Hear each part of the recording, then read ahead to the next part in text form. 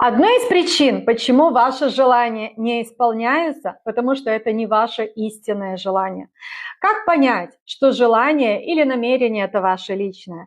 Это когда, если бы вам дали, и если бы это желание, намерение исполнилось бы, и при этом никто бы об этом не узнал, у вас нет телефона, нет интернета, и вы никому об этом не расскажете, и вы ни перед кем не будете хвастаться, и вам будет приятно от этого, то, что вы получили, тогда это ваша истина.